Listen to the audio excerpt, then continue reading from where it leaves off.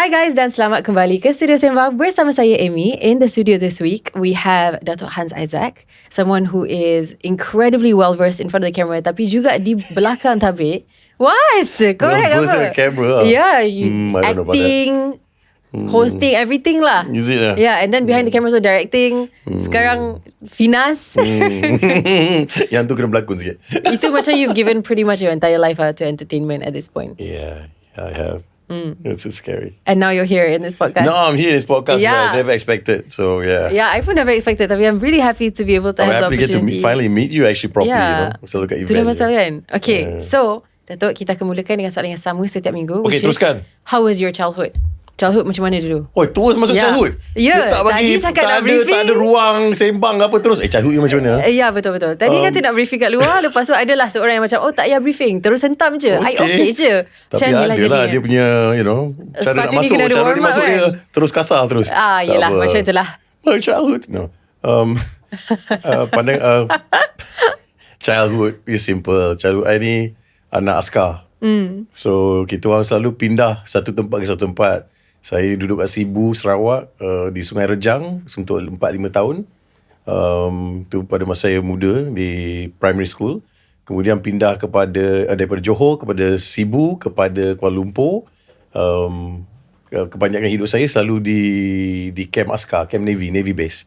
Oleh kerana arwah ayah saya is a naval officer. And last juga dekat Mindef di Kuala Lumpur. So basically anak askar lah, you know what I mean, discipline, straightforward, lurus bendul. Dia benda-benda macam tu lah. But very regimental punya childhood, I would say. Menarik. Was there a lot of influence macam in the arts when you were growing up? Considering, ya ke? Zero. Was your mom not from the Singapore Symphony? Yes, my mom, mak saya memang betul. Dia okay. Cerita sebenarnya in terms of entertainment, my grandfather, dia daripada Philippines. Dia naik satu kapal daripada Philippines. Dia sebenarnya tak nak, dia just kapal tu singgah kat Singapura. And sepatutnya dia pergi tempat lain. Tapi he was a violinist. So pada masa tu dia cakap, he was sitting there tengok bila dah dock kapal tu, dia rasa, I'm going to get off this boat and get off here. That's how he ended up in Singapore. And he was the first orang yang pertama yang buat Singapore Symphony Orchestra. So dia yang creates the Singapore Symphony Orchestra. Menarik. Yeah. Okay, so faham. that was the first level of entertainment lah daripada family saya. And masa tu dia Filipinos, they call Ancianos. So my mom is namanya Anciano. My late dad is Isaac. So daripada tu dia buka sekolah dekat Orchard Road, Dhoby Ghaut, a big mansion, and then the orchestra to come in. That's where they practice. And masa saya muda, saya selalu tengok daripada keyhole. Sebab saya tengok music dengan my grandfather conduct the whole orchestra. And I akan tengok daripada keyhole, tengok dia. And selalu dia akan panggil saya masuk, duduk tepi dia. Tapi tak boleh bising lah, kena duduk je. Because he's a very strict person, you know what I mean. And my late mom, dia piano teacher. So semua, dah ada 4 sisters, 4 brothers, 8 daripada dia orang. Kebanyakan semua musician. Yeah. And then of course the next generation was my brother, me and my sister. Brother masuk Navy. I sepatut masuk Navy dengan dia. Tapi arwah bapa saya, who's a naval officer, tahan I. Cakap, no, your brother go first, you next year. So daripada jadi cadet officer, dia terus, that time, turning point, I started studying, modelling, bayar untuk I punya sekolah, and then I open up syarikat pertama at the age of 21. Sebab I nak jadi businessman. I tak nak jadi anything about acting or film or TV or anything. Menarik. So I nak jadi businessman, and my niat I nak jadi seorang businessman yang ada 10 company. That was my mind. And then I nak public Mega Holdings IPO company tu, you know what I mean? Okay, faham. Then I ended up in entertainment. So my first company I owned was an entertainment company. We bought 20% shares in the company, and then after I jual shares tu, and I opened up my own company. So that's how I started my career daripada, sekolah kat St. John's, my government school all the way through. So basically that's the childhood I had lah. Quite straightforward. Interesting. Okay. But no entertainment punya inclination. I tak pernah nak jadi seorang pelakon. Nothing. I did modelling in commercials sebab nak bayar. That's how I made money at a young age. So when I made money, I could say, okay lah, I don't have to depend on anybody. I'm independent. I can pay for what I want. Beli my motor, pergi mana-mana nak, you know what I mean? And that time was a lot of money, from what I earned from commercial. Berapa ribu, at the age of 19, 20, I was earning a few $1,000. So other people couldn't do that. Yeah. So Yeah, that was my life. And that was memang the zaman of commercials lah. Commercials pada masa tu. Today is a bit different, you know what I mean? But that time it was getting guys who are 6 foot and, you know, could model, could do commercials masa tu. Tapi I didn't enjoy it. I did not enjoy it. I tengok benda ni cakap, benda ni senang sangat. Tak pakai my brain, you know what I mean? And not to disrespect anybody, you know what I mean? I'm not saying, you know, you have to have some sort of thing, but it didn't push me. So I thought, I'm just going to do this sampai setahap yang I dapat graduate daripada my degree, and then I'm going to walk away from it. So the day yang I keluar daripada modelling, I was signed to 3 agencies. I cakap straight, I'm done, guys. And I remember ada job Hugo Boss kat China. They already booked me for it. I said, nah, I'm done here, man. So I literally turned my back on it. Because I wanted my education first. Sebenarnya kan, that's a bit of a crazy story sebab saya rasa itu adalah macam rezeki yang orang memang berebut untuk dapatkan peluang untuk bekerja dengan brand-brand sebesar ni. Tapi you walked away because you just wanted to start your own business tanpa apa-apa sebarang there was no like guarantee, so to speak, yang business tu akan ke mana ke, macam mana you nak membina ke. Nothing's guaranteed. Yeah. It's risk. You have to have the guts and nak pakai ayat ni tak boleh lah, tapi you have to have the guts to do what you want to do, and the risk is always there, you know what I mean? So bila I katakan, if I fail, at least I tried. You know, I always thought of giving 100%, so I just said, you know what the hell, man, let's do it. That's one way of talking about it. What the hell, man, let's just do it. Just do it. Don't think so much sometimes. Okay, faham? Yeah. So kita rewind sikit just to find out macam mana you boleh terjebak dalam entertainment sedangkan it's not really something you wanted to do. No. You wanted to do business, right? That was your cita-cita lah, so to speak. Business management, yeah. Business management, which is what you also studied, I believe. Yeah, Business hotel administration. management, business management, stuff like that. But at the end, the entertainment. Yeah. It's the weird. But everybody in entertainment ended up studying something else and masuk entertainment. Yeah, betul. Aflin's he was in architecture. Yeah. You know, everybody had something yang berbeza, and then they end up being in the entertainment industry. Yeah. So how did you fall into it? I was doing a commercial dengan Diana Yusof and the makeup artist D. Waktu D and the makeup said, hey, Syazni Baba's doing a film called 𝙁𝙃𝙄𝙎. They're looking for a lead actor. Okay, yeah, betul. I cakap, oh no, acting is not for me. I cakap. Lepas tu, masa tu pun Diana pun lawa cantik. Lepas tu dia cakap, please for me. Kita pun cair lah masa tu. Alah, perempuan ni minta aku pergi casting. But bila naik kat jumpa Syazni Baba, scene yang nak lakonkan with improv for the first time, I didn't know what acting was about a guy who dia ikut girlfriend dia nampak girlfriend dia dekat cinema dengan another guy. Lepas tu dia tahu girlfriend dia tengah cheating on him, and dia dah balik rumah frustrated. At the end girlfriend dia balik, and then the scene starts from there. I was like, huh? And the funny part is that happened to me real life. So bila I lakonkan benda tu, was like, even Shumi, Diana, and I remember Julia Rais was in the room for the casting, and they were like, that was so real. But I just did it, and I was literally in tears, and I pun tak rasa I could do it, you know what I mean? So I wasn't thinking, I just go with it lah, you know what I mean? And then I thought dia small part. I got a call 1 week later, you got the part. I said, oh okay, ha. Tak tahu lead part. Lead, cakap apa lead? Then only they trained me to become an actor through Fatih, Cikgu Fatih. Faham? Yeah, then so I did itulah, classes. Casting tu adalah tempat untuk meluahkan segala perasaan terhadap Masa situasi tu lah. lah. Faham? Masa tu. Tapi tak sangka benda tu. I tak sangka benda tu. It just happened, you know what I mean? They always say entertainment chooses you. Yeah. And times were different dulu. Yeah. Because kita orang kena pergi casting. Dia tak ada freebie. Dia tak ada macam, it's written for you, you popular, you're the Instagram, 1, 2, 3 million followers, you get the part. There's no such thing as that. You had to cast for it. You have to have talent and discipline. You didn't have that, you tak dapat the job. It was simple as that. You know what I mean? You have to have these characteristics in you sebelum you can even think about getting the part. How did your parents feel about it coming from like Permulaan dia tak Navy? apa suka. Sebab dia cakap entertainment ni, you know, what is it, you know? And I was like, yeah, just for a little while. Then lama-lama when I was walking in town, dulu mana ada handphone semua nak ambil gambar, dulu sign. Selalu sign on something, baju ke apa, so it was an autograph, you know what I mean? Or they had a little 𝙁𝙃𝙄𝙎, whatever at that time. And when I walked into town with my parents, people were taking pictures of me, and then there was, of course, at that time, my popularity came too fast. It just became too fast. I was working every day in a film, and I did Ringgit straight away, Amok, then Gemilang. It was just one film after another, you know what I mean? I was working literally 300 days in a year, you know? So then my parents said, hey, why are they taking your picture? Then orang-orang datang rumah, you know, they want to meet your son. So they pun macam, this is weird, because they don't understand the entertainment industry. They tak faham benda tu. I pun tak faham masa tu, you know what I mean? So yeah, so that's, then after a while they were like, you can earn a career out of this. I was like, I think so, but it's not actually where I want to go, you know what I mean? So the popularity macam dia tak mengubah ataupun did it ever make you feel like, okay, dengan semua recognition yang I tengah dapat dekat tempat ni, maybe I should double down and I should focus on it, reconsider yang satu hari nanti I nak masuk ke dalam bidang lain ataupun fokus pada business ke? But I did because pada masa tu, okay, the first couple of years I dah ada company. So I was already earning a living. You started the company before you started the Yeah. acting? Okay. Yeah, before my first company, and then I opened up a few more companies after that. Tapi people tak kenal Hans Isaac as a businessman. People tak kenal Hans Isaac as a guy who's a corporate guy. People tak kenal Hans Isaac that I was on one of the biggest oil and gas companies in Malaysia under Petronas that I was a board director of for 10 years. People don't know that I can, I'm on my mind is a corporate sector kind of mind. People just saw Hans the actor. You see, nobody saw, because I never bagi tahu orang tentang my business, what I buat in terms of corporate structures or my companies or investments ke apa. So people just saw Hans the actor.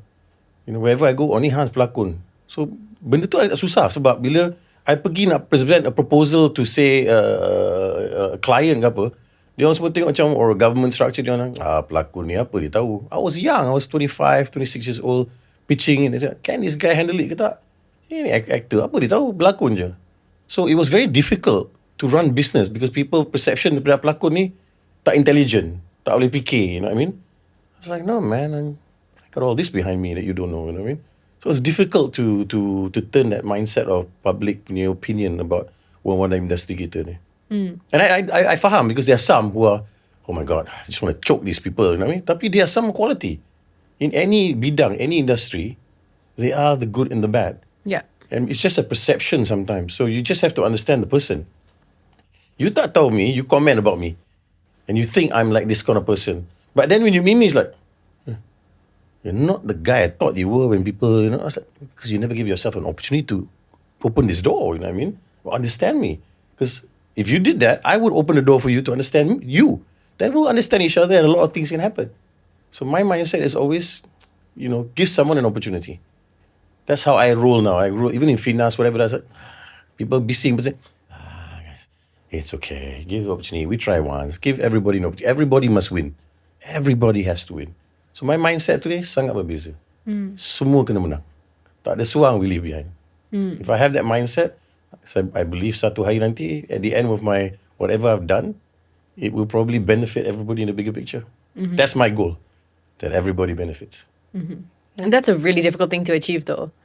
Yeah, but macam tu, you kata you try, you tak tahu. Tapi I try, mungkin, I may get 50% there. It's better than not going, then there's nothing. But if I try to go climb that mountain, but I get halfway.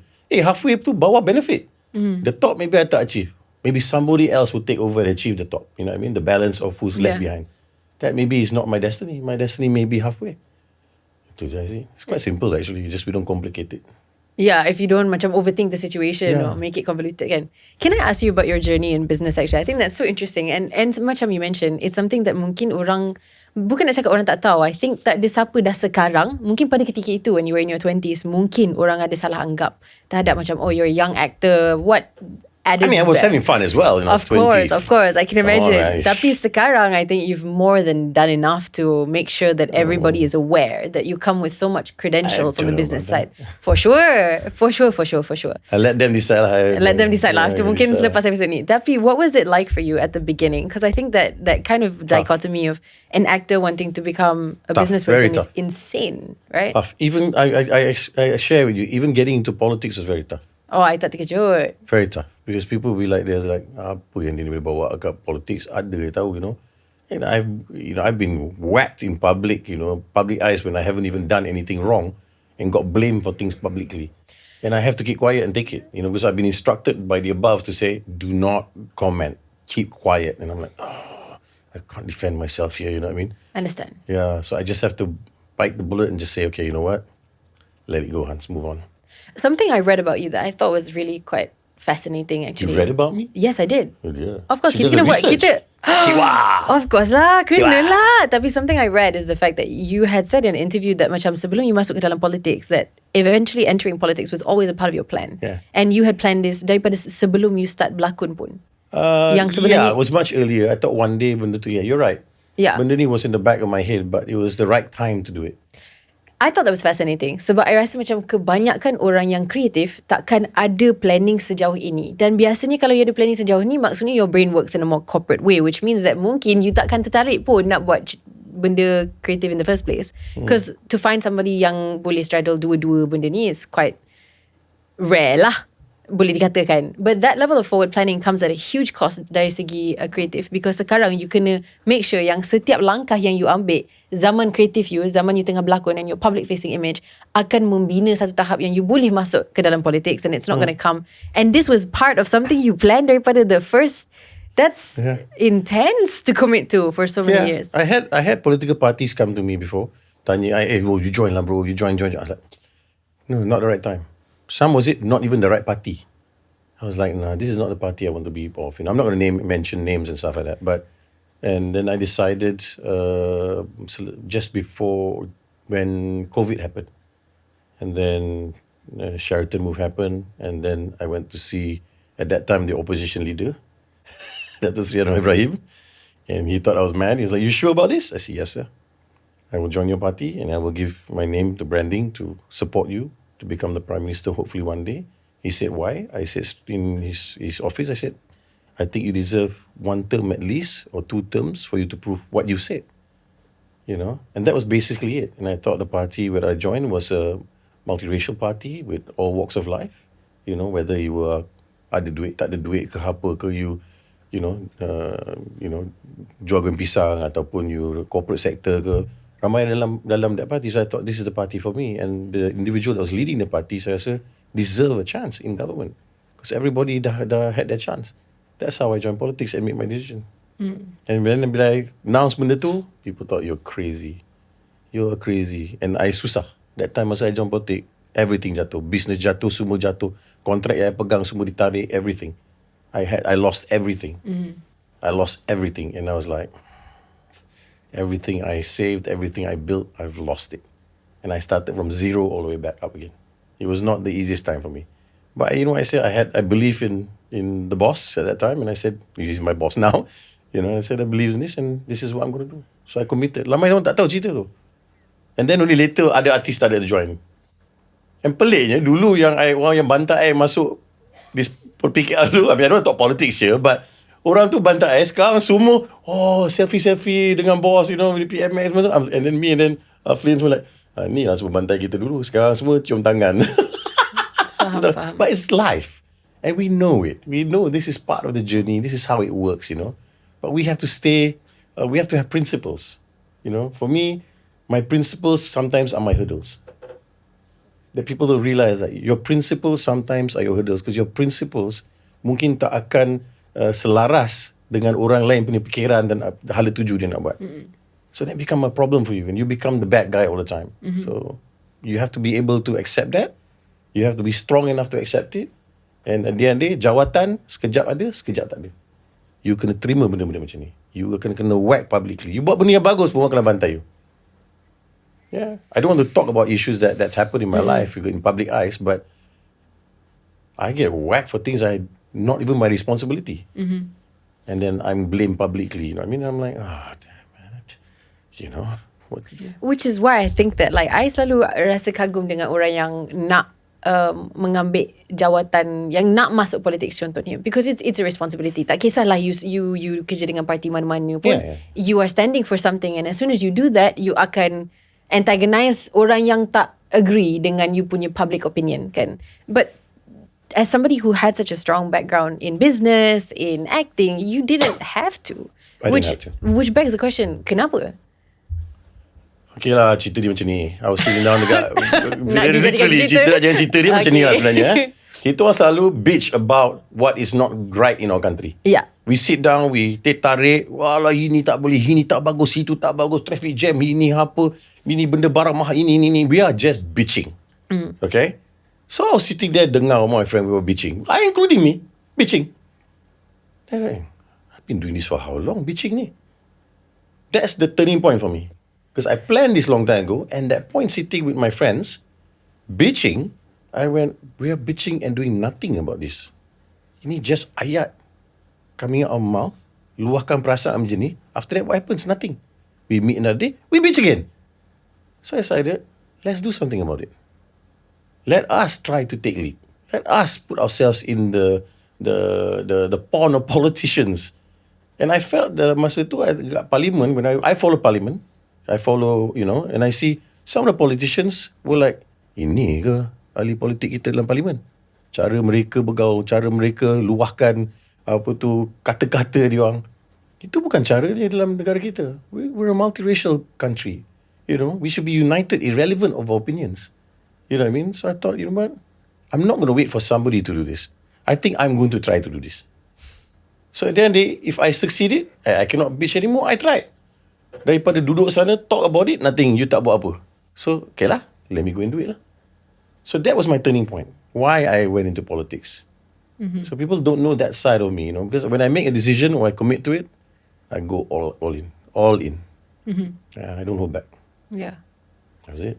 Selepas you dah join politics, we have cut so far ahead. I was gonna go. Come back, go forward. Okay, yeah. Tapi seeing as we're here, seeing as kita dah masuk, kita settlekanlah topik politics ni once and for all kan. I don't want to ask about the semantics or the details because this is not a political place. Yeah, I don't want to be politics as well. Yeah. But it's part of my life though. So but it's choice. part of your lifestyle. I wanted to ask, right? Selepas you dah masuk ke dalam bidang politics, adakah you ada mengubah fikiran terhadap the situation? No, just dari segi, without trying to cause a stir. Just because I think this is a very common situation kan. It is common Malaysians, for everybody. we all bitch about all of the politics and stuff. I've never thought about doing it. I don't want to. Tapi after you joined it, did you see from the inside a different lens terhadap kita punya Malaysian politics scene now that you're involved in it? There is obviously a different lens. You cannot deny benda-benda macam tu. Tapi what you do is you arm yourself with quality politicians around you. Kita pilih orang-orang yang boleh mentor kita. Walaupun I masuk politics as a later age. Lain dah lama, you know what I mean? Tapi I pilih orang-orang yang mentorship yang boleh dorong I. Time I tengah down, mereka akan datang. Hans, relax bro. Don't worry. This will pass. You move. They tahu how to manage me. So I will pick and choose people I have respect for. And those are the people who will be my mentors. And then obviously yang people I don't feel kawan, tapi naratif mereka mungkin berbeza. Niat mereka mungkin berbeza sebab everybody is like a fish pond, macam-macam ikan dalam tu. So macam mana kita nak pilih satu ikan? Banyak macam opinions are good. When you go to parliament and you argue, when you go to Finas and we argue policies and so on with the board of directors, benda ni is healthy. It's just that cara kita nak luahkan sepatutnya menghormati antara sama lain cara kita bergaul. Don't disrespect anybody, even though we have a different opinion. That is pandangan I senang.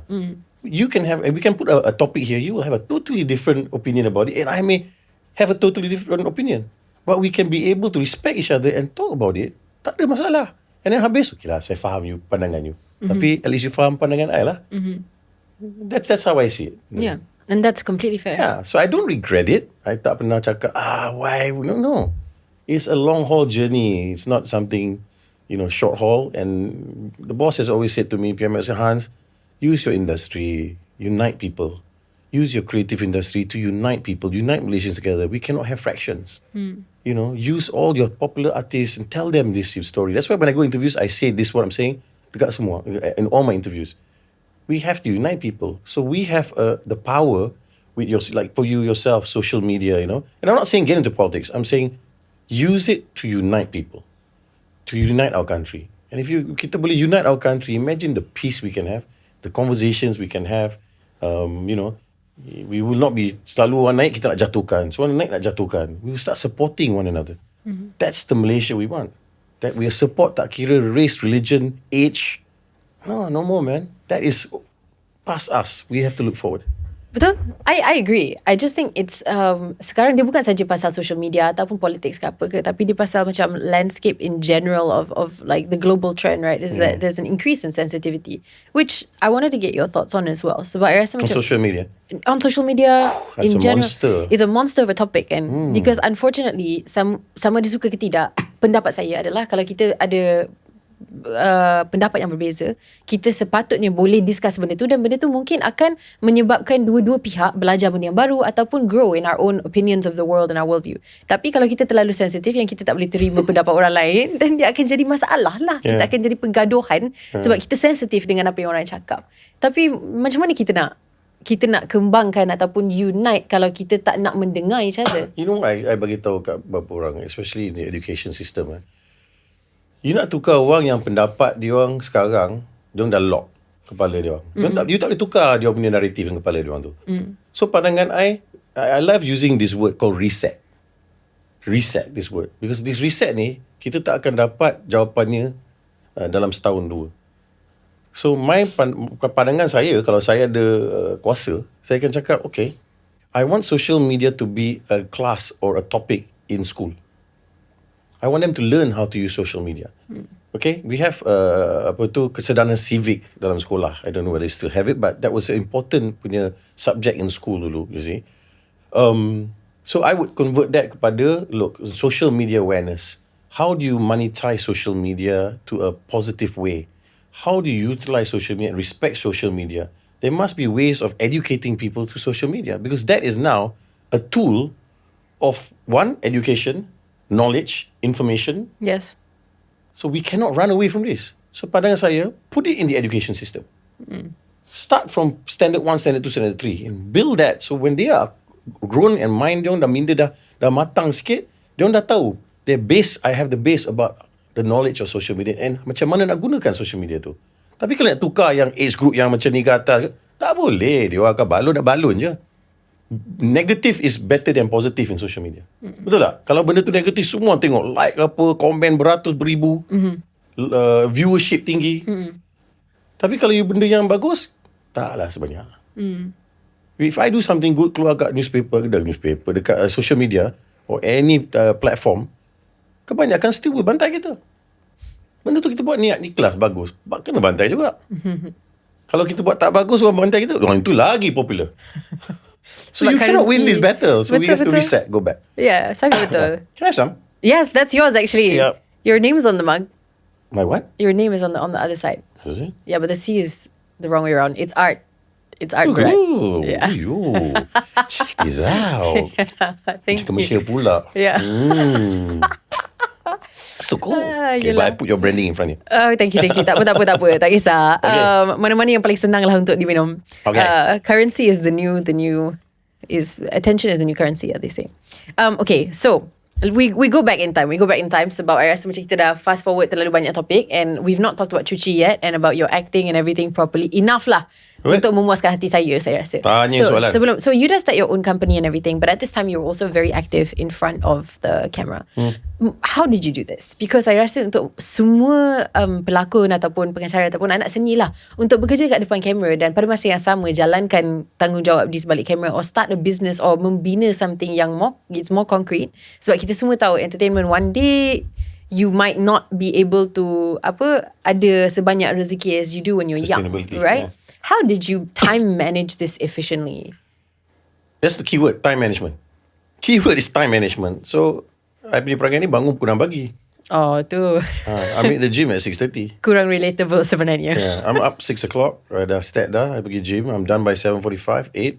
I dah tahu dah. Then my first meeting is 9. Shower, all that stuff. 9 o'clock. By 12, I can already have about 4-5 meetings already. So kalau call time dulu pukul 2 ke 3, I dah tahu my site, that's why my office dengan tempat tinggal is 3 minutes away. So benda ni is everything, I build everything close to me. So no travelling, no traffic jam, nothing. I'm not spending time duduk dalam kereta. Tapi dalam kereta pun I buat kerja. So my drive, I'm on the phone. That's why I tak suka drive, sebab I'm always on the phone.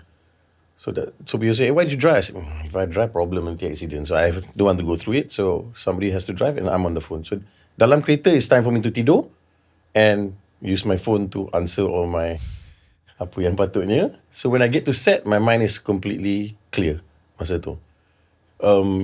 But it's time management. And then having orang-orang yang kita percaya, yang kebolehan mereka, dia ambil projek tu, dia boleh handle untuk you. So orang yang kuat keliling, that's important. Yeah, and I had few people that was with me for many years. Orang yang kerja dengan saya, dia stay all the way. Yeah. They stay. My driver was 15 years, 20 years. My My manager dulu was 15 years. Tak ada orang pendek-pendek. Nobody comes dekat office I setahun dua. Everybody stays for a long time. That's good. That's very hard to do, actually. Yeah. Was this Tall Order production? No, this was Tall Order. before Tall Order. Tall Order. Okay, so during Tall Order, that's when you did 𝙀𝙀𝙄𝙎. How did... 𝙀𝙀𝙄𝙎 the film or 𝙀𝙀𝙄 the musical? Both, right? Was under Tall Order Yeah, production? all of that. 𝙀𝙀𝙄 Yeah. film, 𝙀𝙀𝙄 musical, 𝙀𝙀𝙄 series. So we did a brand. What made you feel like you wanted to do directing and producing, considering entertainment tu bukan sesuatu yang memang memanggil daripada permulaan career you? Kita kena benchmark. Apa target kita? And then when you know you hit your target, what's next? So I tak pernah tengok diri I sebagai hanya seorang pelakon. I thought dah settle pelakon, okay. How many films have I done? Okay, done. How many countries dah I dah kerja? I've worked in 5 different countries. I've worked in Thailand, I've worked in Indonesia, worked in Singapore, worked in Philippines. So I did films regionally already. So I thought, you know what? Malaysia, then I fikir, what have I done? Dah menang award ni, dah menang award tu. Award ni tak sebab penting, tapi tak apa. Dah filem yang box office pada masa tu, dan filem yang gagal juga ada. So I rasa everything. So I thought, you know what? Time to move on. Start writing, telling my own stories. So bila time you tell your own story, you start writing, you visualize it. So you visualize, I should direct it. I can see the visuals in front of me. You know what I mean? So benda tu comes naturally. You will know whether you can direct ke tak. Some people cannot direct, cakap nak direct, tak boleh. There's an art towards directing. And then, obviously, when I wanted to direct and my content, my IP, I was like, I want to own my IP. Sebab people didn't own the IP. So I was like, the only way I'm going to own the IP adalah untuk I invest dalam diri I sendiri. So I invest in all my productions, myself. I had the funds. I was like, you know, we'll just do this on our own. I don't need banks. I don't need investors. I do myself. The only investor I had pada masa tu was Tony Fernandes. I needed some money. I needed 50% of the fund untuk buat 𝙀𝙀𝙄 the film. And I text dalam phone I, adalah orang yang kaya-kaya ni lah kan. So I text diorang 10 orang. Nak invest kat filem tak? Ini guy said, you want to invest in the film? To 10 people. 10 orang dalam phone I. All said, no, not interested. One person seorang ni cakap ya. Tony Fernandes. Bro, come see me. Interested. I went to see him. Okay, how much? I said, this is the amount. Okay, 50-50. You 50, I 50. Okay, done? Done, bro. Shook hands on it. I made the movie. So I got an investor, a partner doing that. And then I returned back duit tu pada dia and with some interest and profits. And then after that, I started investing. And there was no fear at all, or like trepidation, macam alamak saya I've nak made jadi. money and I've lost money. Yeah. I've lost millions. I've made and it's just the life of, investment, Some content kita tak jalan, some content jalan. It's part of the deal. So you look at the bigger picture. Jangan tengok benda tu satu je. So bila you invest, you're investing in long term. I bagi contoh. 𝙀𝙀𝙄 musical pertama. Few million I put in. I lost 40% of it. We didn't recover. Tapi orang cakap, okay, stop, close shop. Apa I buat? No. We run it again next year. The You 2010 crazy, one. boss. Yeah. No, we run it again next year. I'll get it back. Then we ran it, I broke even. Then people thought, okay, settle. Hey, why you thought settle? We're going to go one more round. We're going to make money. Year 3, I ran three times with 𝙀𝙀𝙄 musical. On year 3, I made my money. Took me a long time lah, but I didn't give up. So that's the way it works, you know what I mean? Sometimes you just have to be confident in what you have. Because nobody else is going to believe in you. You have to believe in yourself. I'm not going to wait for somebody cakap, betul, semua orang cakap, come to pintu, ni duit you pergi buat. No, they're not going to do that. You have to create your own destiny. You can appeal your destiny you sendiri. Kalau you tunggu orang, you'll behind lah. You just have to do it. You know, I mean, just sometimes people say you have to be bold. Kadang-kadang bold tu bodoh juga. Tapi kadang-kadang kebodohan kita yang akan jadi benda tu.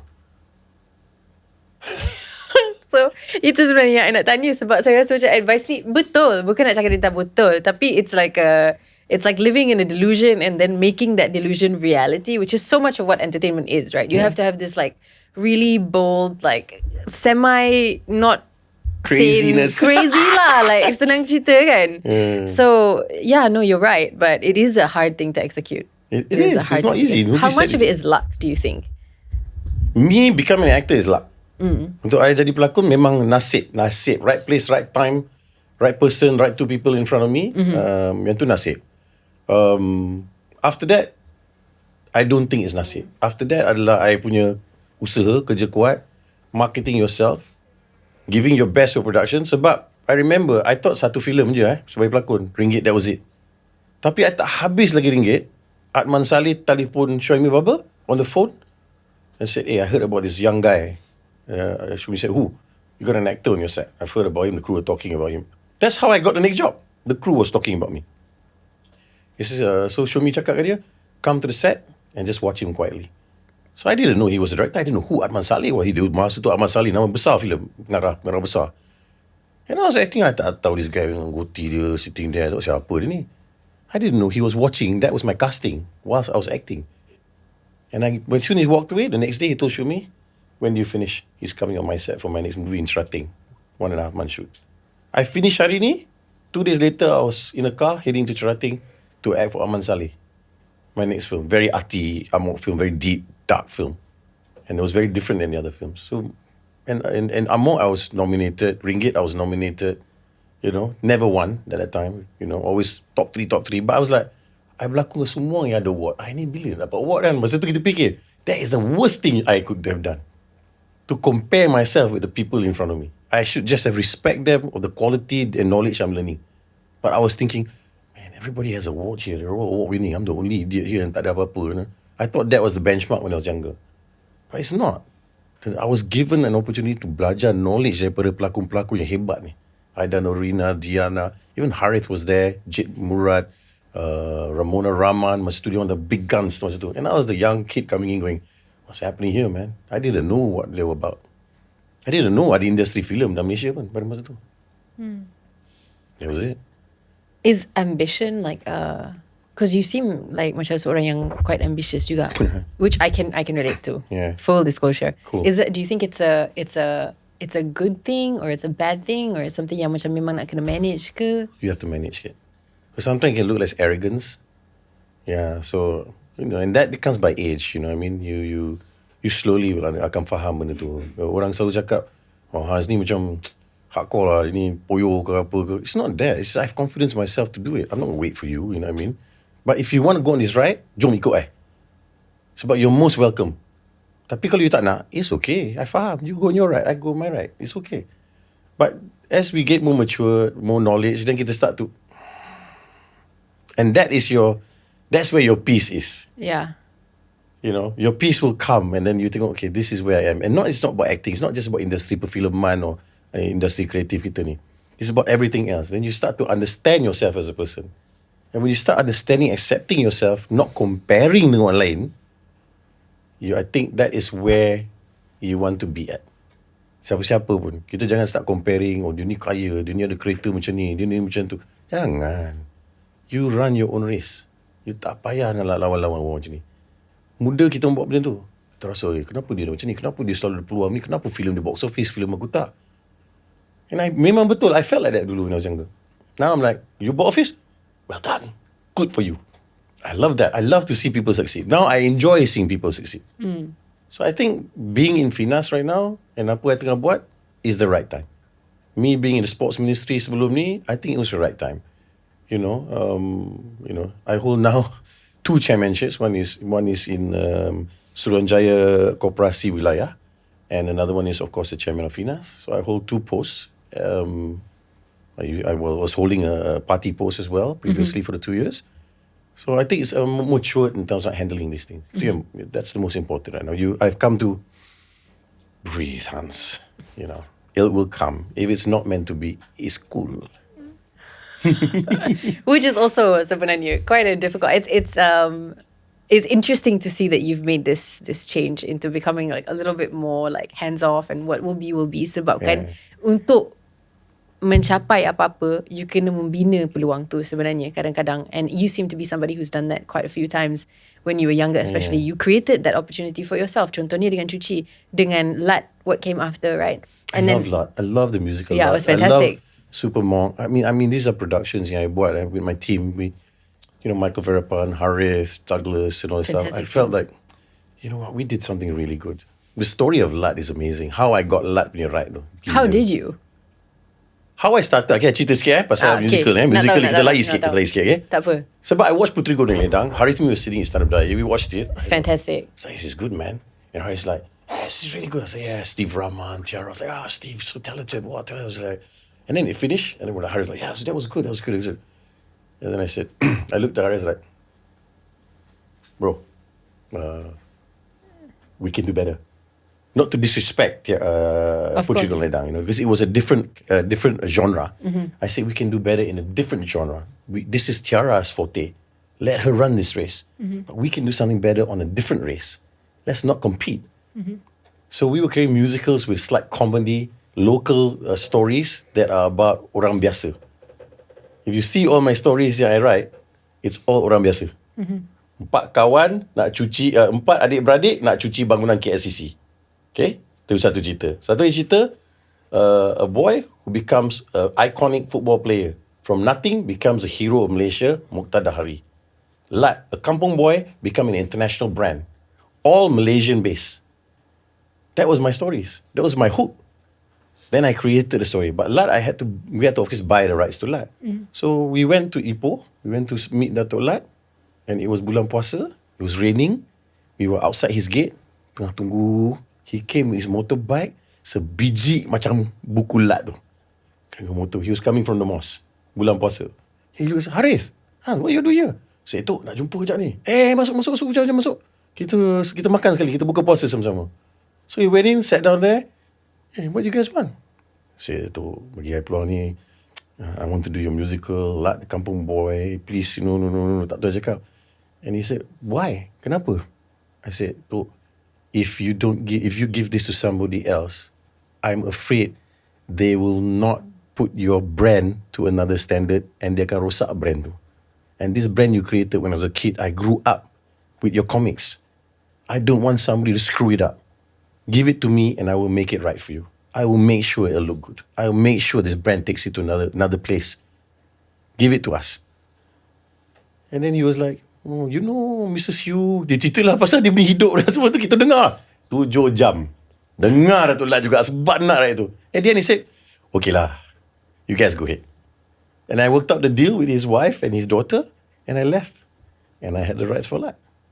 And I built the whole musical with Harith. We drew it all out. For 1 year we worked on it. And then lepas tu kita orang staged it. And I got Michael Verapon to play the music, score. I got Dato' Lat's daughter to come in. She could write for us. Junaida, she's now a quite amazing director. So she started with me working with me also. From zero up. So I created a lot of people dalam industry that are now benched out and becoming their own talent, their own brand, their own name. But a lot of them started with me. But I don't. That's how I did musicals. I was like, we can do something different. Tiara does this, Irma does this, we do this. But we must create a brand that people look at our content and they don't think, this is Hans and Harith. That was the hard part. When people look at it, go, this is Hans and Harith. So I think we achieved it. For sure. Yeah. So it was fun. I want to do one more musical when I have the time. My last one before I totally retire. I think you should, because I'm a fan of musicals in general. Yes, I grew up during the time of musicals. But is this the time to do musicals? Is this the follow-up question? Like obviously kan, bukan sebab apa, tapi sekarang kita dah nampak disebabkan social media, saya rasa banyak legacy media, contohnya whether it's the newspaper, radio, musicals, are losing popularity, especially amongst the younger crowd. Sebab seorang sekarang memang taksub dengan handphone je. Yeah. Do you think that there's any way of reviving interest? Yeah, if you got the right story, the right brand, the right marketing campaign, it's a win-win situation. The right sponsors, the right backers and so on, the right creative people, yes. Sebab benda orang tu akan cakap, if you do something ikhlas, you do something good, you put your heart and soul to it, honestly, benda tu will come together. You know what I mean? There's no guarantee. But ultimately, it's me and the people who build a show. When we watch it, we are happy. We're like, you know what? This is the best we got, man. We gave this everything we had.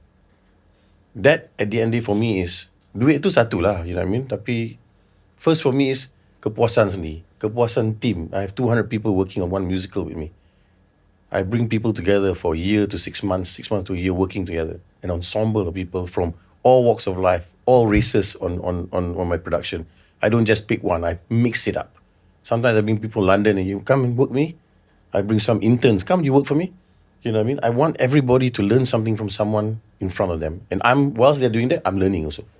So I'm paying for knowledge through these people. I'm learning knowledge from them, man. That you can't buy like those things, you know. And I was very fortunate. Ada semua orang depan I. Harith was such a talented guy, creatively. Douglas, creative.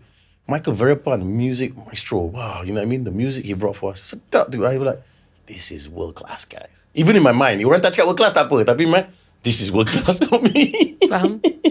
Ya, macam tu je lah.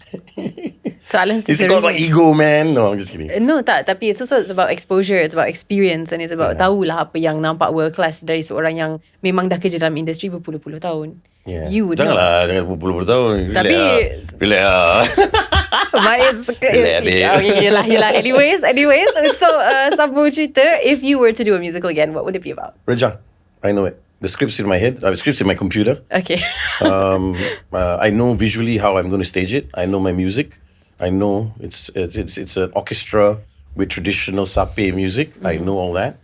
I know there's no buildings in it. I know it's waterfalls and mountains and jungle and wild boar and deers and so on. Come Jungle Book, come Lion King, come Last of the Mohicans. That's in my head. Wow. And it's a fully orchestra sung. My musical tak ada miming. You sing live. The orchestra play live. Dah tak ada sikit pun nak miming. No, -1 semua tak ada. We don't play that. We play real musical West End level. Okay. Full orchestra, strings.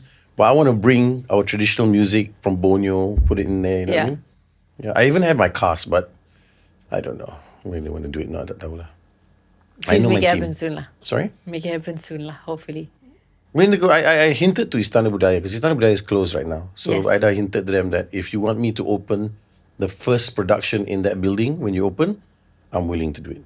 So I know the story. So my team's talking to them now. So Very cool. So it's already in the works. I don't know what is the word. Okay, It depends on tak apa. Istana Budaya. Kita jangan bagi spoiler lah terlalu Yeah, awal. Okay, kita dah sampai dekat bab Finas, which is the questions that I wanted to ask you about.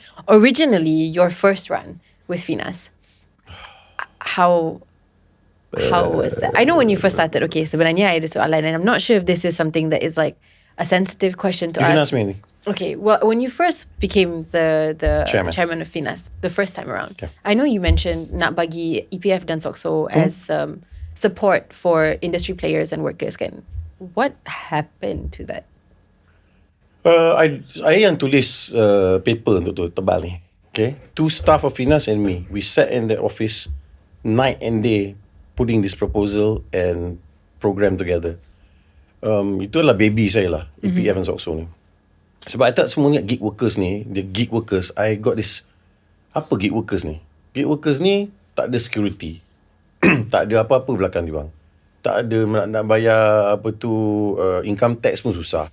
Nak dapat EPSO, nak beli rumah pun susah. So I thought dengan EPF dengan SOXO, dokumentasi itu kita boleh pergi kepada loans, bank loans dan semua.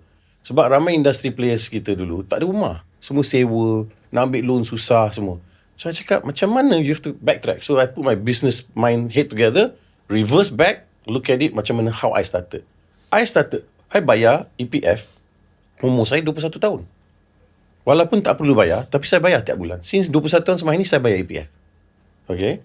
So, and I bought insurance. I bought 4, every year I will buy 1 new policy. So, I bought 4 or 5 policy yang pegang.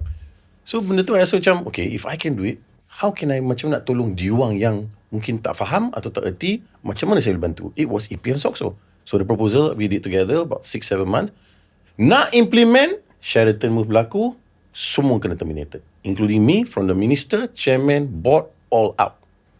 And new regime came in. And I nak hand over document tu to pass on kepada that government at that time. Dia orang tak nak jumpa. No, you are that side. Cannot. We start new. Siapa nak start new ni? Ambil lah ni, continue. Tapi dia tak nak. Tak nak jumpa. I telefon menteri pada masa tu, the new menteri yang masuk, I don't want to mention names. Tak layan Cakap, please, I know we are in different camps, but at that time I wasn't a politician yet. I wasn't a politician at that time. So I was just an industry player, but they want to label me as a politician because it was the government, outgoing government after Sheraton move. So that paper hancur lah. But, bila I balik 2 months ago to Finas, they used the paper. Fahmi, our minister, used it and implemented under dana-dana that you have to pay EPF and SOXO if you take government funding. So it was partly implemented. So if any of your production takes a grant, you in the tour of what we need to do, you have to pay EPF and SOXO for these people. But if you're broadcaster level ke, independent producer ke, tak payah. because we couldn't force it. But now I'm trying to do that. So I'm back. This will start in the next few months of negotiation. At that time, yang uniknya, CEO broadcaster semua sahabat saya. We grew up together in the industry. So it's easy to negotiate. Kai. We were like so easy to talk about it, and we all agreed. We all agreed to do this together. So broadcasters dah agree. Pilot project dah jalan dah. Pasal EPF so ni. And just we felt, and that was it. The whole thing went flat. But now I felt YB Fahmi has taken and now is implemented in Finas, that ambil mana dana di KK, FIMI, ke apa benda dana yang diambilkan daripada mana-mana pihak, mereka harus laksanakan tanggungjawab untuk EPF dengan SOSO. So we are 40% there. The other 60% ni yang kerja saya sekarang ni. I've got to get this done. I got 2 years and I'm going to bulldoze. So I came in Finas, I cakap semua, my speech in Finas was, y'all tak nak ikut, tak apa. I'm going to leave y'all behind. Kita akan go ahead forward. I'm not going to waste time. You don't want to follow us, I will still go and get this done and try my best. Once I've implemented, you nak masuk dan come on board with it, we terima you guys. So we are not pushing anybody aside. What we are doing is, we are going to have to do things, the proper process. It's all through above the line. And kita akan get it done, and then you will see the benefits later, and maybe then you will come on board. Some people may not see that vision. So katakan 10 orang, 2 orang cakap tak suka, 8 suka. Takkan 8 tu tak boleh jalan. Betul. So kita ambil 8 tu, kita jalan, yang 2 nanti dia akan sambung kita, dia join kita. Dia macam substitute bench lah. That's how I see it. But we are not shying anyone away from the industry or pushing anyone away. Right now we've implemented all associations under one umbrella, GAFIMA. We have 20 association. Masa tu I came in, 2 association tak nak masuk. Dia orang ada, bukan tak nak masuk, dia orang ada issue. I just said, you tak nak, we announce it next week. You nak masuk, you decide now. If not, we are going to launch this without you or 2 or 3. 1 week later, all joining, masuk. And we got it done. This took 20 years. We did it in 2 months. So now there are other policies we want to do. I think the Akta Baru 244, that's a 1981 policy Akta, which in October we will get it past Parliament, and this new act will be implemented in Finas. And this, people have been trying 20 years. Tak boleh. We are nearly there now. So this is the thing orang tak tahu. Yeah. Which we are doing. But we can't announce benda ni, because the minister will announce once it's done. It's his job as the Commander-in-Chief to make his announcement. It's my job and the Finas team to do the work. Yeah. Once we've done it, under his guidance as a minister, we have to know who's leading. YB Fahmi is leading. We are his support team. We need to know. Maybe another day we'll change to people where they go to. So that's not the point. We look at it now. What we have now. We work with this team. So it'll be done. I think it'll be done. We have some other areas that kita nak tukar, which will shake the industry a bit. And the next direction, in the next 3 months, we are negotiating with Beijing to open up Malaysian film in China, which has never been done before. Benda ni tak pernah. China, other countries will shut us out. I have already made that deal dengan China. So Malaysian films are going to slowly open in China.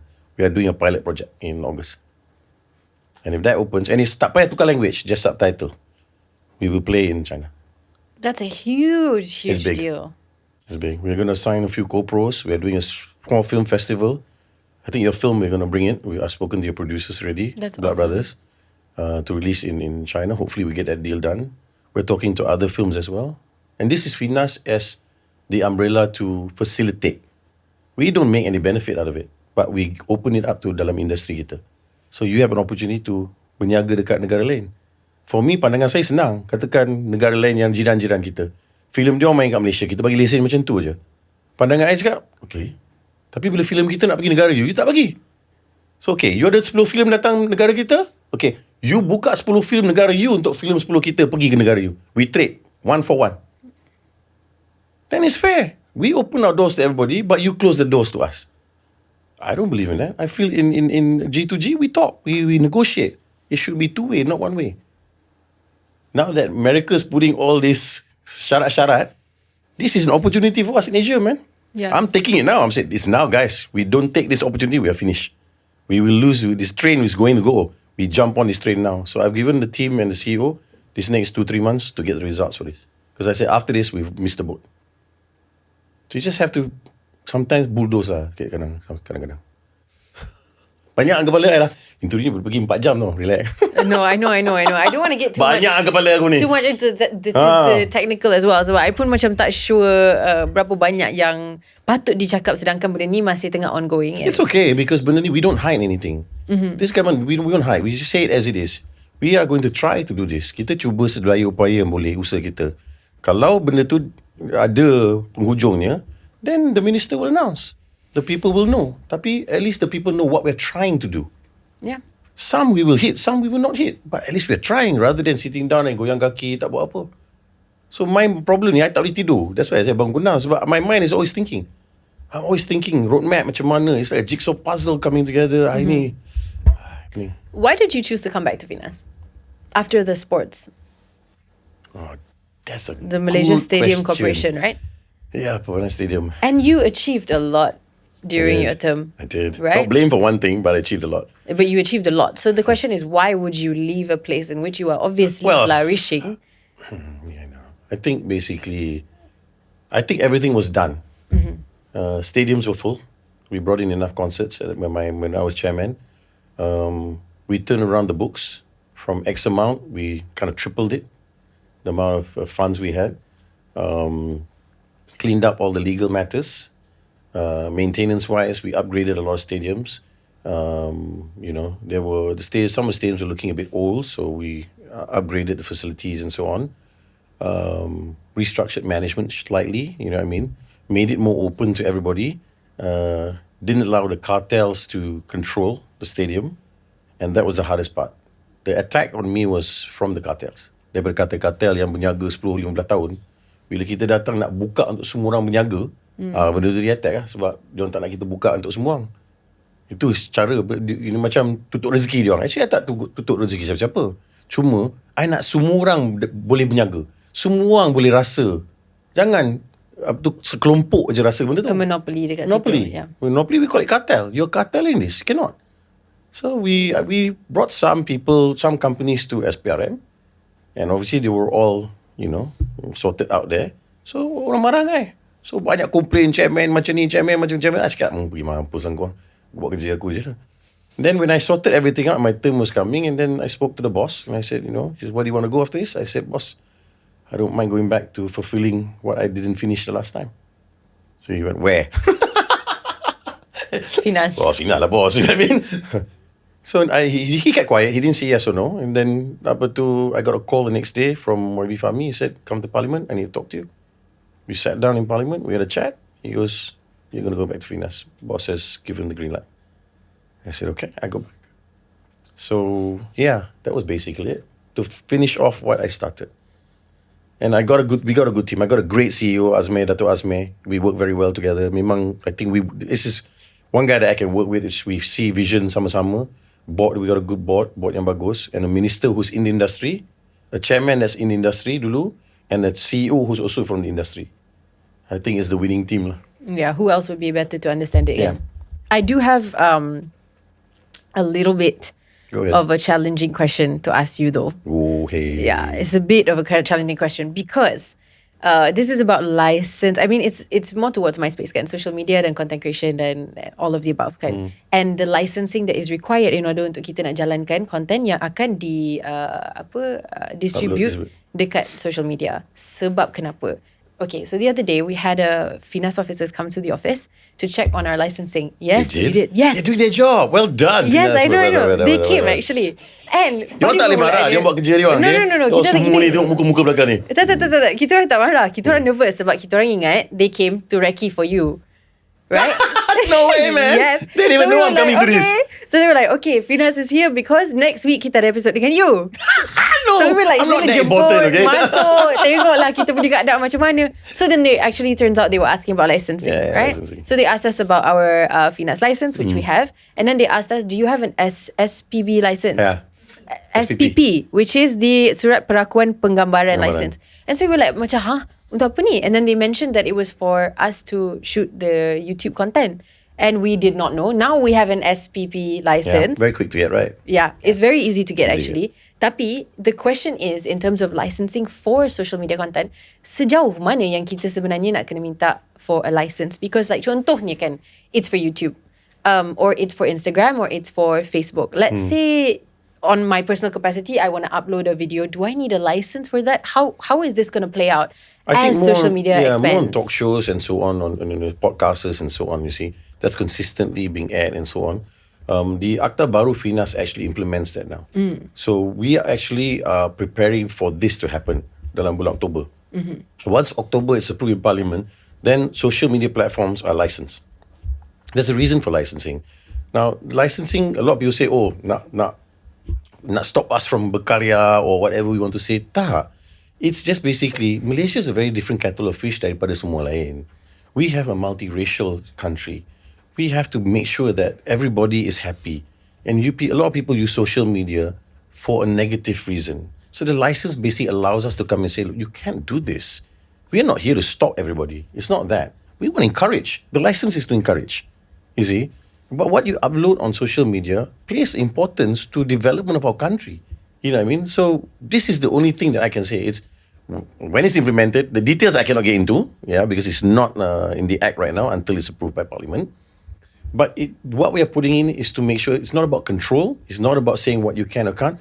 But there are people who utilize social media to damage the unity of our country. Your podcast doesn't do that. I can see what I've studied from your podcast. It's about people, understand experiences, benda-benda macam tu. Tapi ada orang tak buat benda tu. So how do we how do we go there and say, you cannot do this. You cannot damage our country. You cannot allow A and B to not be united because of what you're saying in social media.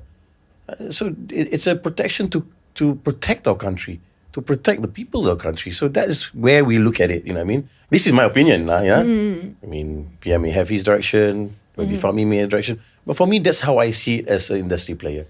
You know, it's not to stop. It's more to encourage, I would say. But of course, the licensing is based on a certain portion. And then above it, if you go and shoot benda kat luar Malaysia, macam mana kita nak control? Tak boleh juga.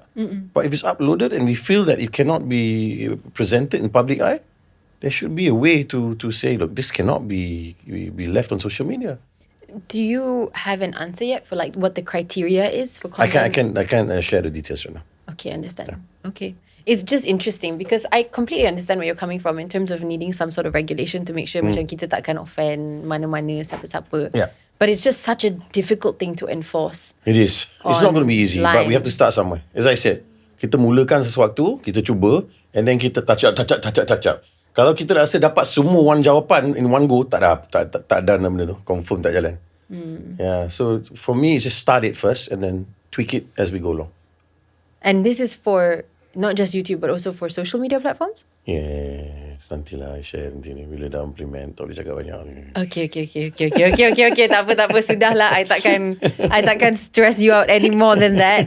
Selain daripada ni, which is obviously in my interest, which is why I felt like I need to ask. Tapi, what other plans do you have that you can share for your term with Finas? Dengan semua benda that's on your plate right now. The China one sounds incredible. Yeah, I think penetrating China, big market. I think getting our data in order, so we are in control of pasal data kita. Sebab sekarang kita pun tak ada data. Kita nak tahu one is not real time, two is controlled by third parties. So kita nak cakap no, Finas should be control of the data. The other thing is what we're doing is we are moving office. We're moving to Sungai Buloh Damansara, the new studios, 2 big studios there and a 15-story building. And that's going to take a bit of our time to get there as well because this has been a long haul to get it done. There's, I think, about 5 or 6 things that we're going to do. You know what I mean? But as I cakap kat staff dengan the industry, my speech hari tu, jangan kita nak tengok dah buat 20-30 benda. Kita buat 5-6 cukup lah. Pick the ones, the pillars that we want to fix.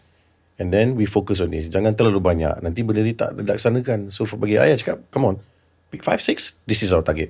Extra, bagus. Tapi this is where I want. I finished 2 years. Azmi finished 2 years. This board finished 2 years. At least we walk away, shaking hands, say, we did our best. We walked away. You know what I mean? The next generation that come in, they'll probably feel a little bit safer being dalam industry kita. Yeah. True. Okay. Actually, there's a lot, tapi I don't want to get too detailed. It's okay. We also need to give you some time because you literally just rejoined Finas this Oh, year. that's okay. Straight in because it's not something new to me. I can just pick up straight away in jalan. Tak masalah ni. What do you do on off days? I Do go you have an fishing. off day? I do. I go Fishing? fishing. I go Langkawi. I go fishing. Okay, nobody just goes to Langkawi to go fishing lah. No, my friends. We go to Kuala Perlis. Then we sail to. We take the speedboat. We go up to 𝙁𝙀𝙄𝙎 side, the Okay, not border. bad. Fun. Pancing ikan, then come back, and then we masak ikan, makan. I do go play golf. I like hanging out by the beach. I love the beach. I punya city dengan air is not so for me. Kalau nak cuti, I nak pergi pulau, I nak tengok air, I nak tengok sunset, I nak duduk, I nak relax. You know what I mean? What else do I do? I go to the gym. You know what I mean? I mean, gym is my time. So when I pergi gym, when I do spin class atau I do my high rocks, whatever I'm doing, it's basically me time. And then the phone is kat tepi, ni 1 hour is just for me. So that is my benefit in my day lah. So kalau I penat, I just stop, okay, go to the gym first. Okay lah. Let it all out and go back to work. I think I don't have time right now dengan friends and family. That I've lacked a little bit, you know what I mean? So I've just been through 3 months of a lot of work. So next month, I think, I said but last 2 days, my nephew was 21 and I couldn't even be there. I was in Johor in Singapore.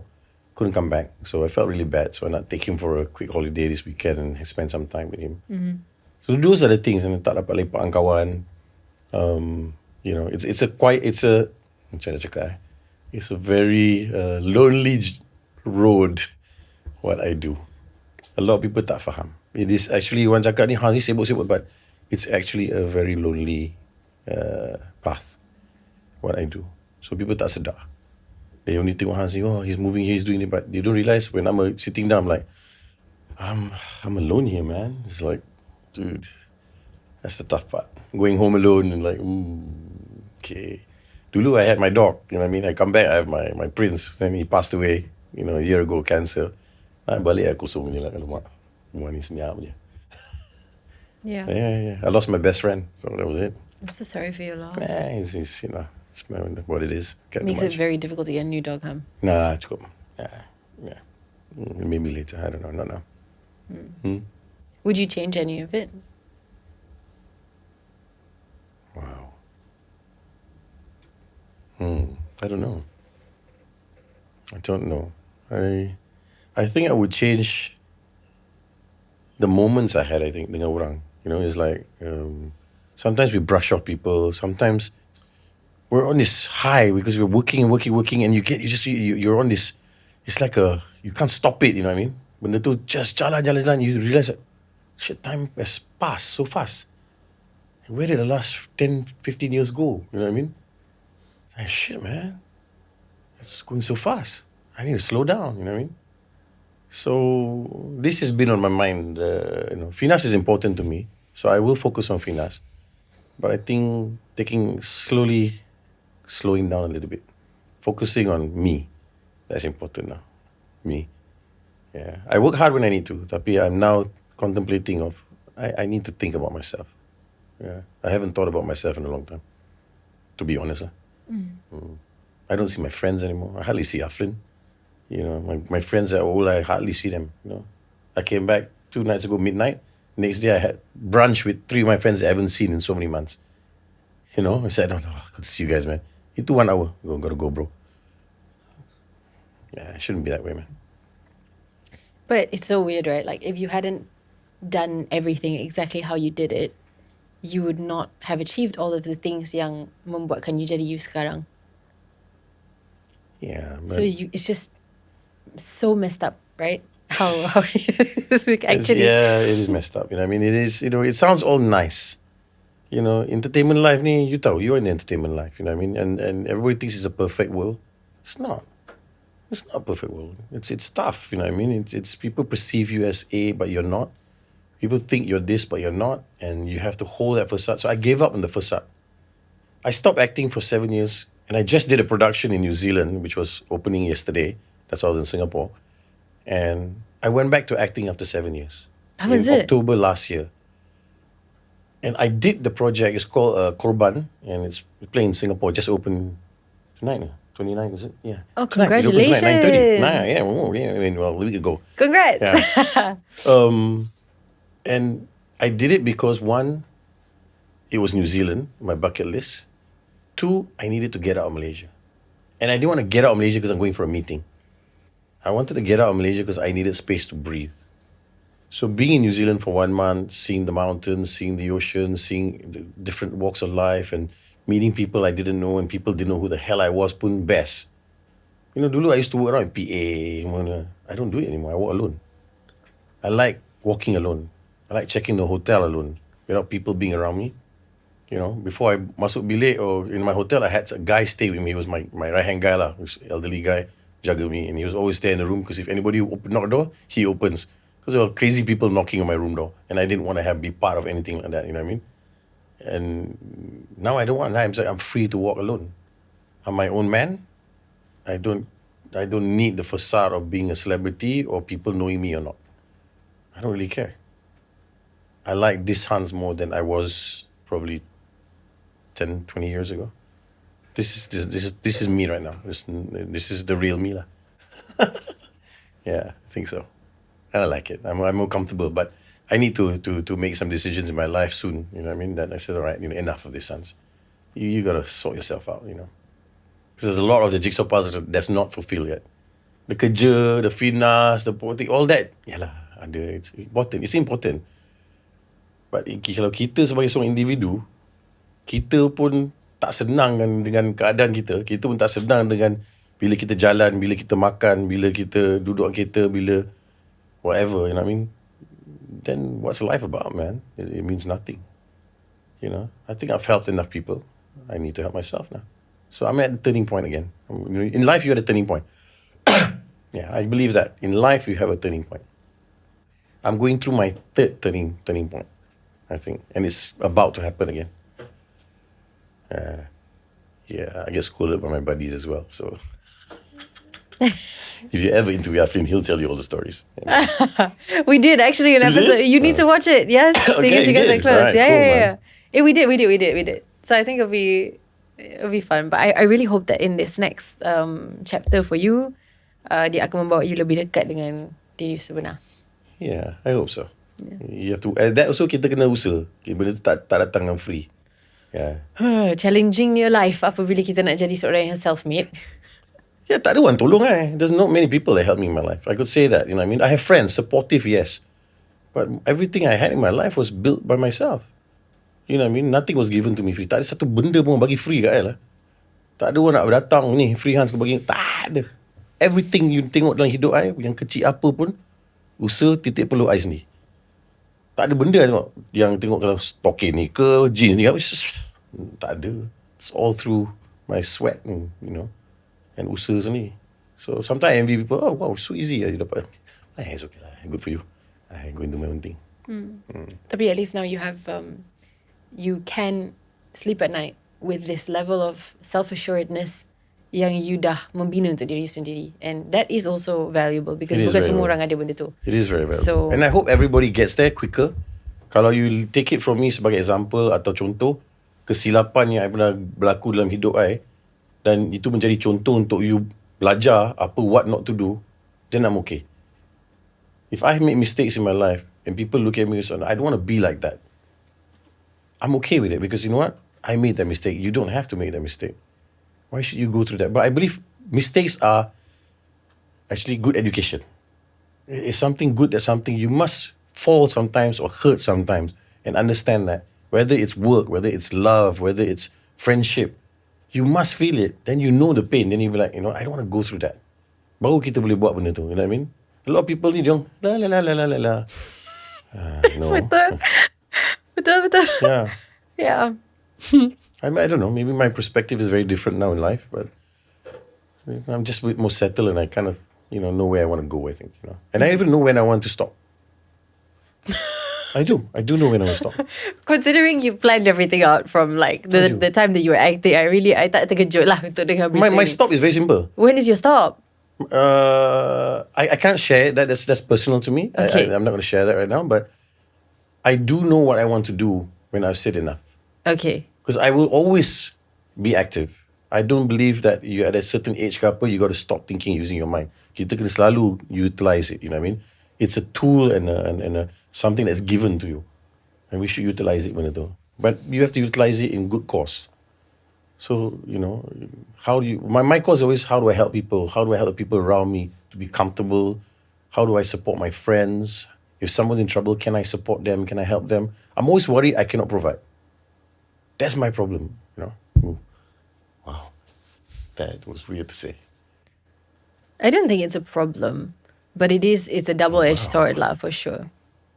Wow. Wow. Oh, wow. Okay. It's definitely not a problem. It means that you're a great friend to have. Cuma masalahnya adalah kalau dia terlalu mengambil masa, then you tak akan menjumpa balance. And itu sebenarnya yang akan membuatkan you jadi seorang yang tenang kan. It's the balancing act of life. Yeah. Ooh, that hurt me a bit. Oh, sorry. no, it's okay. What's the next question? Oh. Okay, the next question is, thank God we're on to a lighter note. Okay. At this point, we've got the rapid fire. Okay, cool. Yeah, okay, so Cool. you can rest assured that I will not be choking you anymore. Now, I want to ask you one question. Oh no. I want to ask you one question.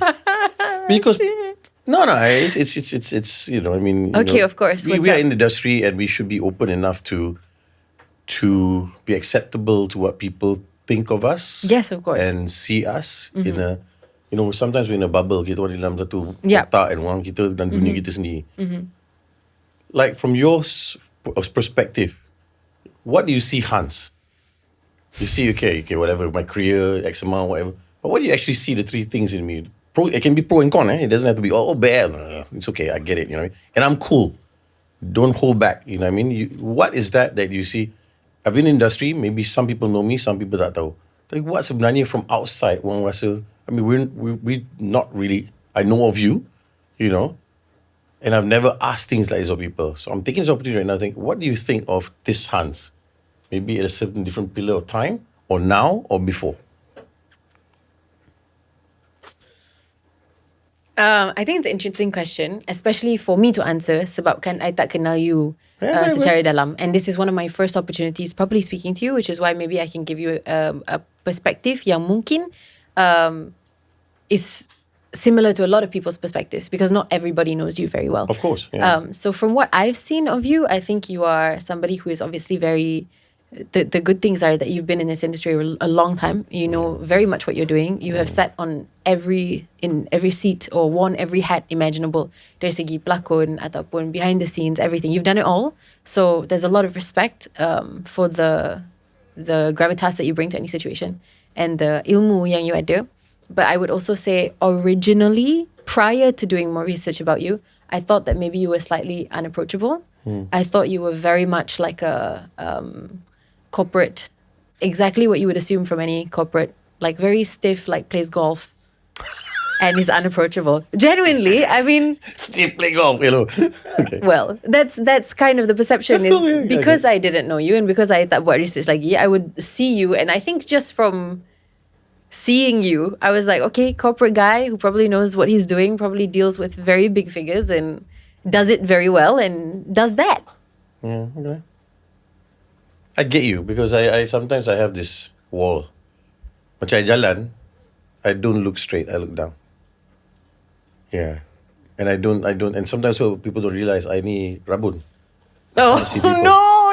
So bila I jalan aja tak nampak, bro, kau sobok. Bro, oh sorry bro. You know what I mean? I get things like that, you know what I mean? And then my muka ni bukan muka pun, I'm not justifying here, you know, I get it, you know what I mean? What you're saying. But I ni ada muka sombong. Tak Betul. lah. I ada muka sombong. I bila jalan, because I'm always thinking. So I've got this thinking face all the time, you know what I mean? Faham. So people cakap, oh Muhammad ni semua tak senyum. Kalau aku jalan mana-mana kat mall, takkan aku nak bersenyum macam orang gila jalan. Yeah. You know what I mean? Because when I'm walking or when I'm driving, my mind is always thinking. Yeah. Shutting off to me is a bit difficult. To shut off, you know what I mean? So I get But where you've you're been doing coming it from. for so long. Yeah, I think it's already become a habit, you know, like my mind's always thinking. I need to shut off. If it helps, if I can be honest, sebenarnya selepas kita dah menjalankan this interview, I think I have a different opinion. I learned a lot about you from this conversation. Yang saya harap orang kat luar sana pun belajar juga melalui this kind of session that we did, right? The first thing that I learned is that you're incredibly intelligent. I would say, because I think that there are things about your career yang you dah plan awal lagi untuk membuatkan you terletak dalam satu situation di mana you boleh provide for yourself beyond the limitations of entertainment, which is still a very small industry dalam satu negara yang unfortunately kita kecil sebagai satu negara. Jadi market kita kecil. Jadi untuk kita memastikan yang satu hari nanti kita akan ada an income or pendapatan yang lebih daripada apa yang kadang-kadang industri kita boleh membagi daripada kita is a smart thing to do. And jarang ada pelakon, bukan jarang lah, ada je. Ada. Tapi tak semua. So I think that's a very interesting thing. Also, you're self-made and you've managed to transition from another thing that I respect greatly, from a position di mana what you said is correct. A lot of the times bila kita seorang pelakon, I rasa macam sebelum saya bercakap, orang akan anggap saya sebagai seorang yang bodoh. Tak tahu kenapa Bimbo ada ke, bimbo kan? macam ala confirm lah. Same. Lagilah kalau wanita, I feel like because there's just this weird like stapler on your forehead lah. Yeah. Betul. But you've managed to hold positions that are so serious and shape our country beyond. Small. The other people go besar lagi. Tapi these are big things actually. I think to be the chairman of Finas is no joke, because when you run media, you teach people about your own country through the media, right? Kita tengoklah Korea, betapa besarnya media mereka mengubah the tourism industry, all of the different industries through media. So Finas is a huge It's deal. so weird you say pasal Korea, because I was thinking that template of Korea daripada dulu. Yeah, I was always learning genius. daripada Korea. You use the talent to front the country, brand it around tourism. That's how you get your word out as fast as possible. Yes, you market the country. That's what Hollywood did. Hollywood the same Bollywood thing. did it too. Yes. So we have to learn. Problem kita ni, kita kadang-kadang orang yang buat benda yang bagus, kita tak nak ambil dan gunakan. Kita sombong. Kita macam alah, kita boleh buat sendiri. Apa nak buat sendiri? Kau belajar dari sana. Dia dah buat mistake dia orang dah. Kita ambil je, cut and paste. Apa susah dah? Throw our egos aside. You know what I mean? So I have that kind of policy. You know what I mean? Talking about business and artists, so someone I was very close to many years ago.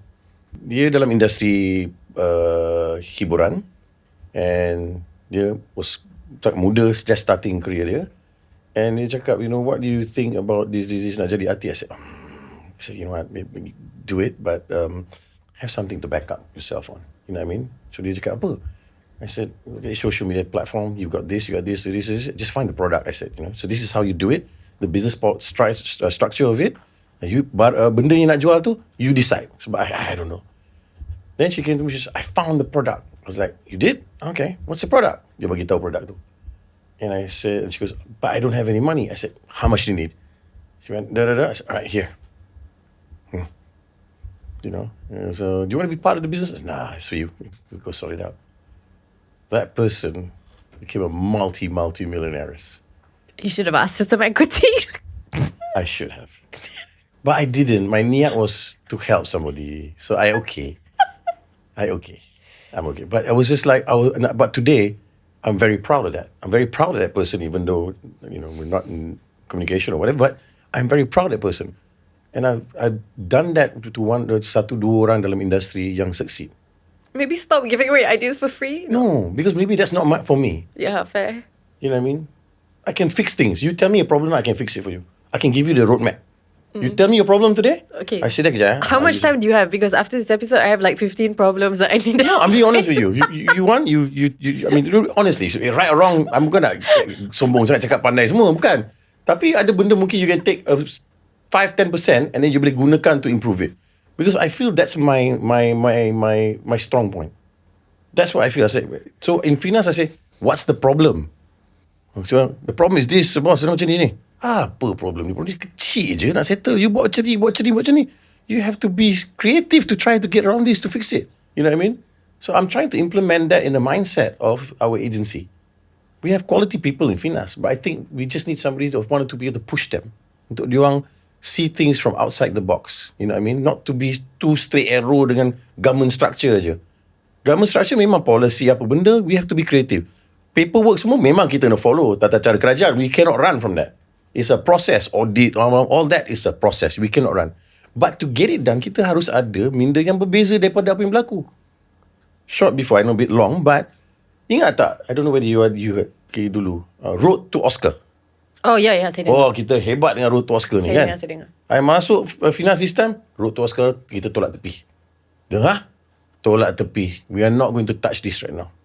This is jalan-jalan lah, tapi we cannot even penetrate Asia. Macam mana kita nak penetrate Hollywood ni? So we go to Road to Asia. I'm changing it. So now we build our business around Asia. We succeed Asia, we push to Hollywood later.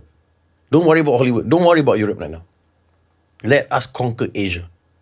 Apa nak tengok jauh tu? So a lot of people were stunned. Dia cakap, apa je? No. We have to reset now different targets. Because since I was an actor until today, this Road to Oscar, every year I dengar. Tak done lagi. Why are we wasting our time hitting a wall, man? So I'm trying to change the mindsets of people right now, which is sometimes works, sometimes tak. Okay, final question. Just because I feel like you're a very, very fascinating person, and I appreciate your mindset and your views about these things. How do you navigate like the behind the scenes of wanting to implement something yang macam you had a vision and you know you can execute it and you feel like it's correct? Like for example, I agree with you. I think Road to Oscars is very ambitious and we should Too ambitious right we should road to making sure all of our movies hit the 100 million mark before we can road to anywhere else kan. Kita start lah dekat situ. You know, but seriously lah kan. I mean kita kembangkan industri kita dulu sebelum kita fikir naik. But then again, I am not the chairman of anything except for my own opinion. You may be one day. Steady, relax. You never know. Tapi, how do you stick to this and convince people of it? Di mana macam you terletak dalam satu position? Do you get a lot of pushback on these ideas? And how do you deal with that? Because that must be exhausting.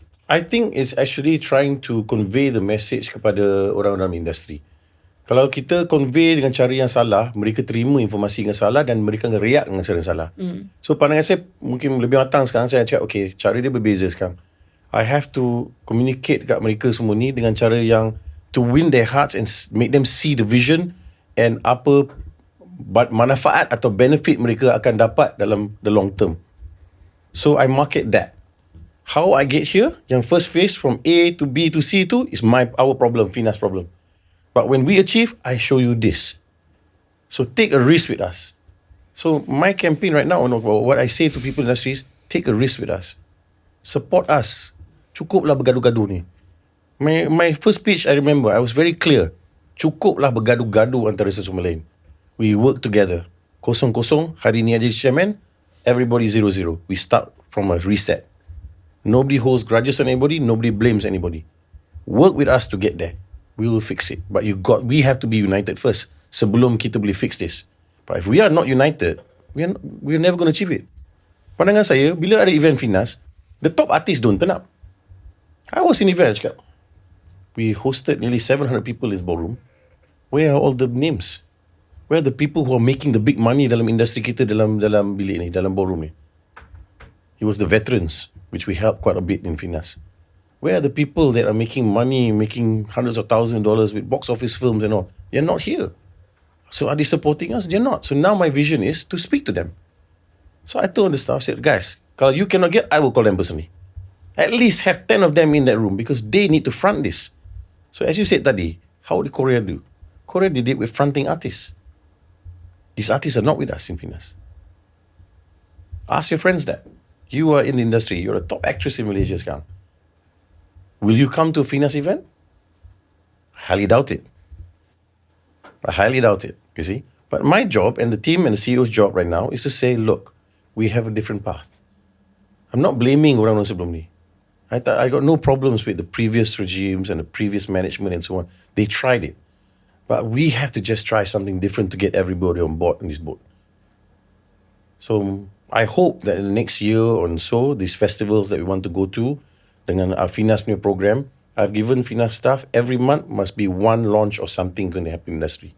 Every month. Whether we're going to MIPCOM in October, whether we are going to Beijing in August, whether we are launching with PM this, every month I want something happening in Finas. But bring these artists to be on board with it. They are to champion it, not us. Kita orang belakang. We set. We step back, let them go. That's my vision in Finas. And I hope you and your friends You know, I'll call some favors in lah. Say, bro, I'll call some favors in. You know, I've done favors for people in the industry, so I'm gonna call those favors back in. Come and support us, show your face, talk about us, talk about where we're going, and so on. Be part of the journey. Don't hide behind your managers and your team and so on and say you're always busy. You're not always busy. You can make 1 hour income. I know it. I've been busy 365 days a year. I can still make time. Yeah.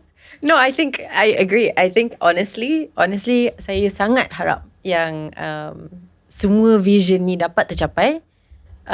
Dan saya yakin yang semua pelakon lah ataupun anak seni akan nak support sesuatu yang bagus untuk.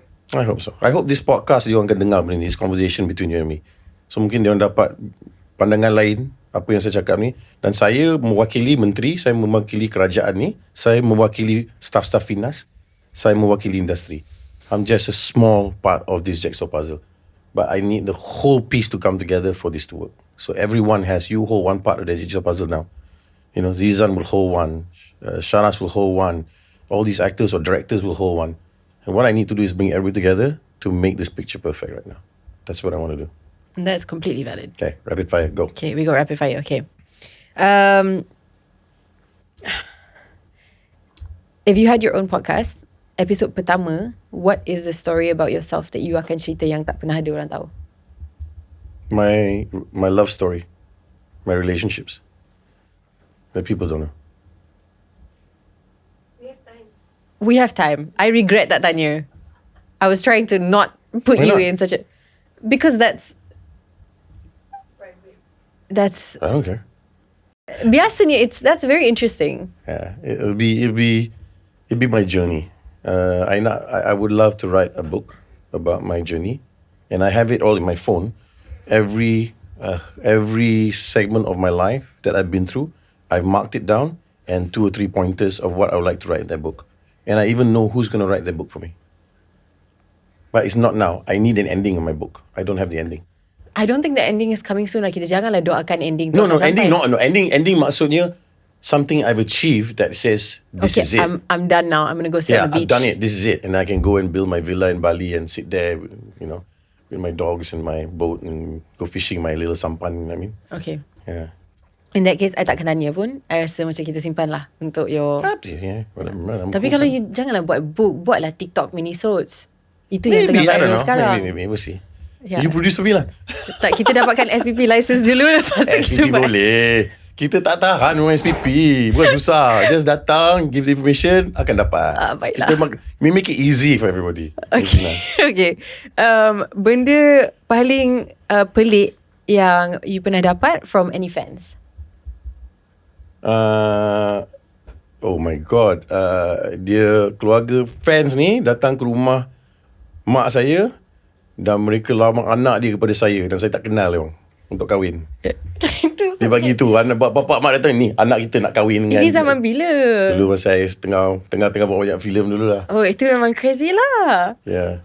Itu jawapan paling win lah. I tak rasa macam ada hadiah lain yang boleh mengatasi Dia jawapan bagi anak soalan. dia ni nak kau, I nak Yuka, I nak my mom, who's this Hans? Who's what? The people here saying this way to marry you. What? I don't know anything. I wasn't at home kan. I don't know anything. So datang siapa you ni? Itu memang gila. Sambungan kepada soalan tu. Pernah ada celebrity crush in brackets international? Ada.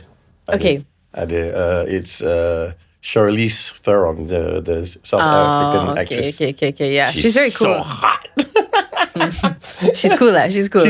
She's a great actress lagi. Tapi she's got the whole package. Yeah, and then yeah. nampak humble. Bila interview dia macam real. Dia tak simpan, dia real. You know what I mean? Dia tak buat-buat. That's attractive about her for me. Fair. Next question is, kalau you boleh recast diri sendiri dalam mana-mana film yang dah pernah buat, yang mana you akan change and why? Oh man, then I have to shoot down a film that I did, which I don't believe I want to shoot down any film or producer. It's not shooting down. It's like if you would take on any other character from a film that you have already done. Take on a character? That was not your character in a film that you've somebody already else's done. character I could take on. Yes. Lieutenant Adnan, Aziz M. Osman, the film Askar dulu. Okay. I would have liked to play, the character was played by Hari Osman, an actor. Yeah.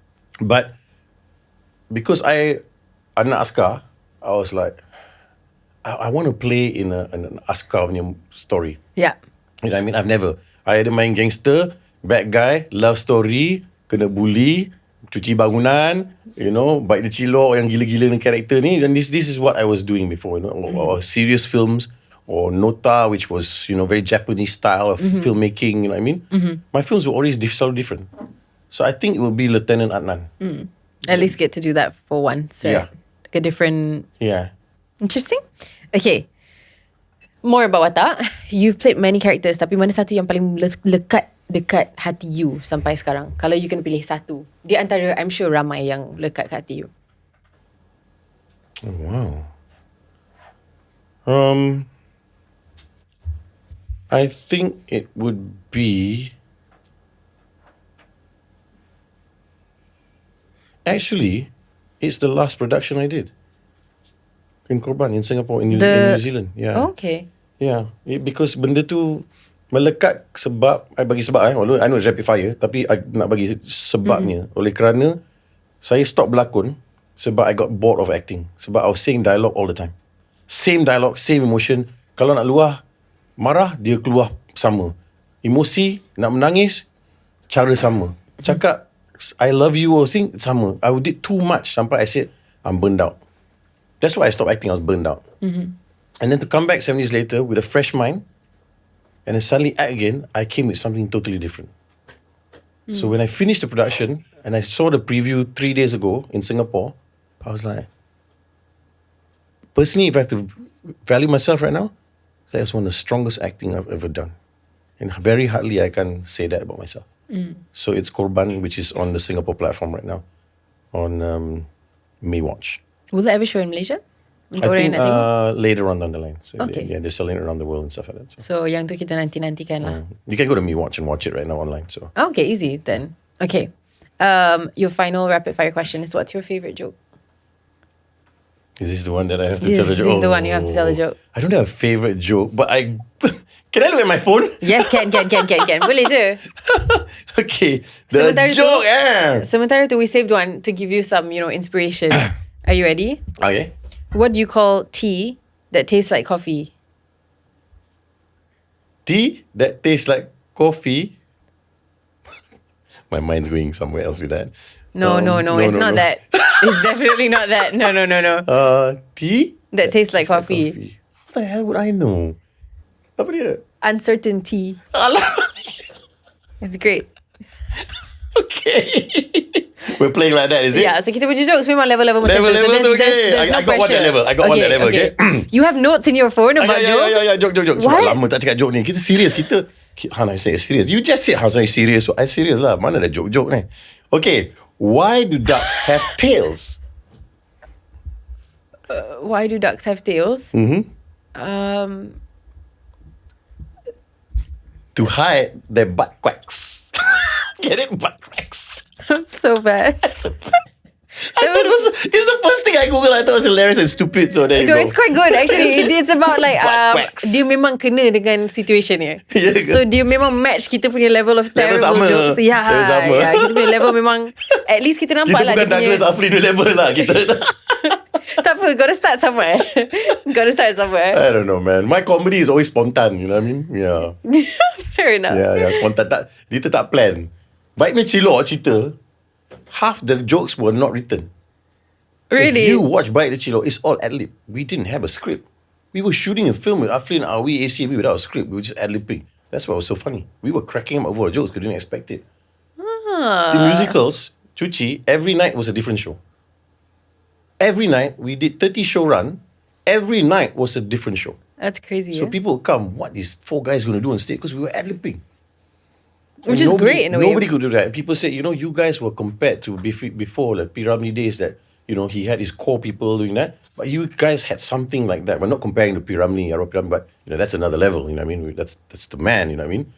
Tapi, these 4 of us had something that other people couldn't really do, which was we knew who was the server, who was the guy who's going to kena teruk, which was me. The guy who sums it up, the guy who starts the story. We knew between 4 of us who was doing what. So we understood each other's actor that we could ad-lib and then come back into script. And not many people do that. So every night, our jokes were different. And Itu we was memang like, tak what senang is nak he buat. going to say now? Yeah. So that was the beauty of what we used to do as comedians, But I'm not a comedian. They were. I was just, part of the package that they made fun of on stage lah. That was fun. Yeah. No, it's great. Satu benda yang saya belajar yang baru juga pasal you hari ni adalah you seorang yang sangat santai dan sporting, which is mengejutkan. Why? That's why maybe now I'm just thinking about your question, so I'm a bit more. Tapi I think everybody has his moments. Yeah, Semua for ada sure. moment dia. You pun kadang-kadang you ada stress dengan you just want to be alone. Sometimes you want to be your friend. Sometimes you don't want to talk pun. Betul tak? Yes, you true. macam cukup lah kan semua ni, aku nak pergi my rumah duduk seorang atau pergi to a cafe sit down quietly seorang. We have moments in life and we You're just gotta absolutely respect right. it. You're absolutely right. Yeah, we have to come back into the train tracks. Kadang-kadang kita we're all over the place sometimes, But thank you so weird, much. Life Yeah. is so weird. It is. It is. It's just the most weirdest thing. Anyway, yeah. But we're still here and we're still doing it. Tak ada pilihan. Thank you so much for... Thanks, babe. I appreciate you guys inviting me to this. I'm actually really enjoyed this conversation. Yeah, me too. I really, Thank you very I much. like. When you make it feel comfortable and I watch your shows. What you guys are doing kat sini is something really, really Thank good you. for the industry. It's good that people learn from other people, and you've got quality people. I've seen your podcast. Banyak orang yang you bawa duduk dekat couch ni, they're actually sharing and being honest. They don't hold back anything and they say it as it is. That's something good, and they respect whatever's around them and people around you. It's a good job. Thank you. Yeah. Thank you so much for saying that. Okay. Sebelum kita habiskan, the last part of our episode setiap minggu is kalau you ada apa-apa nak cakap kepada peminat kat luar sana. Peminat? Ada peminat ke? Ada. Ada orang datang bawa anak ke depan rumah. Dulu. Mana tahu dia dah besar Siapa ni? tak langsung kot. Kalau saya nak share apa-apa dekat penonton yang tengok podcast ni, saya rasa jangan takut dengan hidup. Jangan takut untuk apa yang anda inginkan. Ramai orang akan jatuhkan you, ramai orang akan bagi tahu you tak boleh. Tapi cari orang keliling you yang cakap boleh dan membantu you untuk pergi ke sana. Sebab kita perlu orang keliling kita. We need people around us. We need orang yang berquality around us. You are defined by the people around you. And if you get those people yang bagus around you, you will thrive, you will succeed, and always have a good heart and respect the people around you. That is what I can share to you after how many years of being in this industry. There you go. Thank you so much. Sekali lagi, meluangkan masa bersama kami. And for you guys at home, kami mengharap yang anda semua enjoy episode ni. We'll see you guys next week, same time, same place macam biasa, okay? Bye-bye!